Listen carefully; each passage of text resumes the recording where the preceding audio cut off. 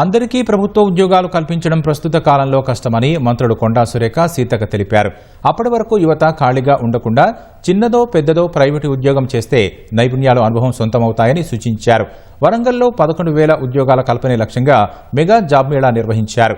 ఎన్నికల ముందు హామీ ఇచ్చినట్లుగా దాదాపు 80 కంపెనీలు తీసుకువచ్చి జాబ్ మేళా జరుపుతున్నట్లు మంత్రి సురేఖ తెలిపారు.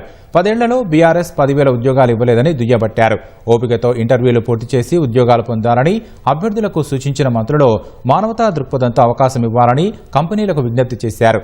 నిరుద్యోగ యువత పెద్ద ఎత్తున రావడంతో తోపులాట జరిగి 2 మహిళలకు స్వల్ప గాయాలయ్యాయి. మరి గత ప్రభుత్వంలో ఉద్యోగాలు ఇవ్వకుండా నిరుద్యోగులుగా చాలా మంది ఏజ్ దాటిపోయి ఈ రోజు ఉద్యోగాలు కూడా పొందలేనటువంటి పరిస్థితుల్లో చాలా మంది ఉన్నారు.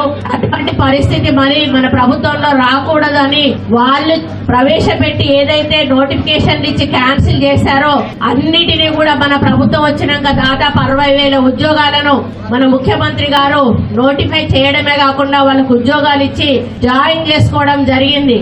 కానీ మరి ఈ రోజు చదువుకున్న యువత ఎక్కువ ఉన్నారు, గవర్నమెంట్ జాబ్స్ తక్కువ ఉన్నాయి. అందరికీ 100% గవర్నమెంట్ జాబ్స్ అనేటివి మరి రావడం అనేది కొంత ఇబ్బందికరమైన విషయము.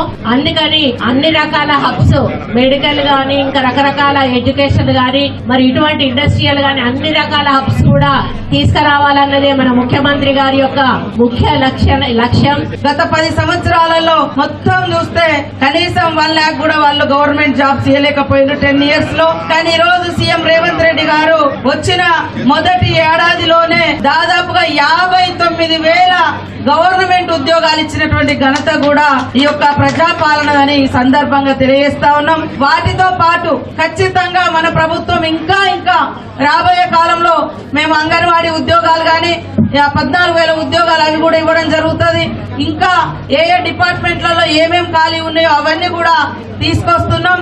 వీటి కోసం మీరు ప్రిపేర్ అవుతూనే మరి ఖాళీగా ఉండకుండా ఎక్కడ ఏ అవకాశం వస్తే అక్కడికి వెళ్ళి ఈ రకంగా ఉద్యోగాలలో ఉంటే మీకు వర్క్ ఎక్స్పీరియన్స్ వస్తుంది. కాబట్టి ఈ యొక్క అవకాశాన్ని ప్రతి ఒక్కరు కూడా ఉపయోగించుకోవాలని కోరుతా ఉన్నాం.